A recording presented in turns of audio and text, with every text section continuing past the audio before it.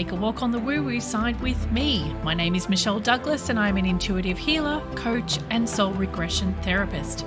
I help people to create health, wellness and prosperity in their lives through a process of clearing harmful or restrictive energies or beliefs. My ultimate goal is to empower you to create the life that you desire. For more information, visit findmysparkle.com. Hi there, it's Michelle here coming to you from my little mobile office again, and today I am talking about gratitude and appreciation. So in life, we just live our lives and life just speeds past and we look back and think, wow, where did that time go? And I think a lot of the time what we do is we become complacent and we take things for granted. That, especially loved ones. And today, that's what I'm talking about, is about our loved ones and how it's really important to focus on how much we appreciate them and are grateful to have them in our lives.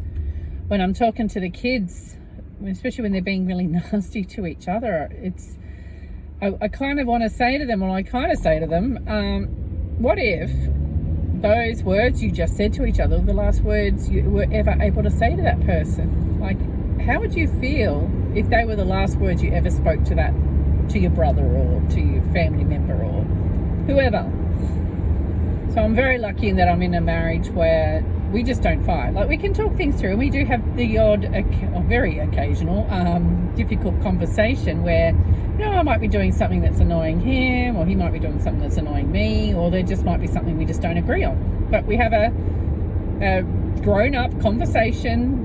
It's very calm. There's no unkind words said. We're very respectful for each other's feelings, and I think that's the way it should be. Like, there's never ever been one of those yelling and screaming matches with each other. I just don't like. It's just not in my nature to want to. Well, I don't want to do that. So if we can just have a grown-up conversation and not scream at each other, yeah, I'll take it. Thanks. So this is where something you don't know if that person you're talking to is going to drop off the planet tomorrow, because we don't live forever, and we don't necessarily know consciously when our time's going to be up. So it's really important that when we're speaking to a loved one, that we make sure our words are kind and loving, because how would you feel if that person wasn't here tomorrow? So yeah, I have a number of clients actually who've had trouble with, it doesn't even have to be a loved one, it can be anyone, but when you're dealing with loved ones, this is a much easier process to do. So get a notebook. This is an Abraham Hicks process, but it's a really good one and it works wonders. So get a notebook, at the top of the page, write down the person's name, and then spend a good 5 minutes or so brainstorming everything you like or love or appreciate about that person. So everything good you can think of about that person, write it down, and then repeat that process every single day.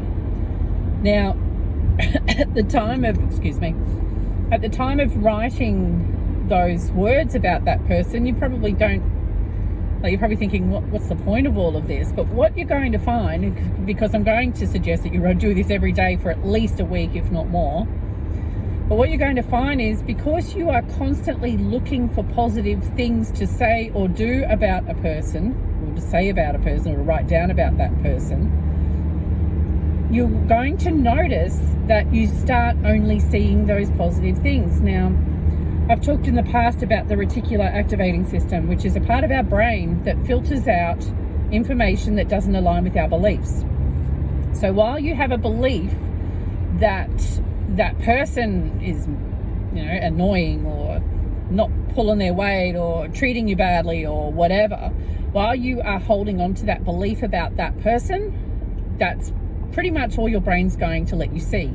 So all that part of the brain is just going to go, yep, you're right, and you keep seeing that. However, when you do the positive aspects process, what you're actually doing is telling the reticular activating system, no, there's a different belief. I'm bringing through a different belief now.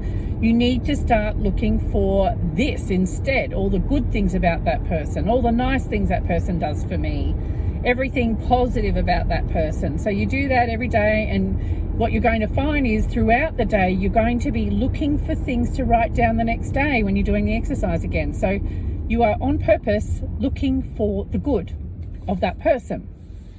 So what happens there is that that part of the brain that filters stuff starts going, oh, I need to stop filtering out this good stuff because that's what you're looking for.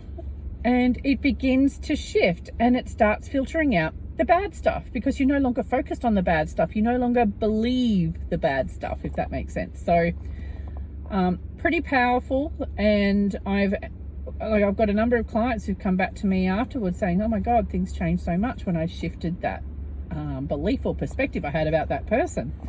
So yeah, so appreciation, gratitude. You know, you don't know if that loved one's going to be there tomorrow. So it's really, really, really important that we all start getting into that place of just being kind and loving to each other. Because the more kindness and loving and stuff we can send around this universe, the better the world's going to get. So until next time, talk to you later. See ya.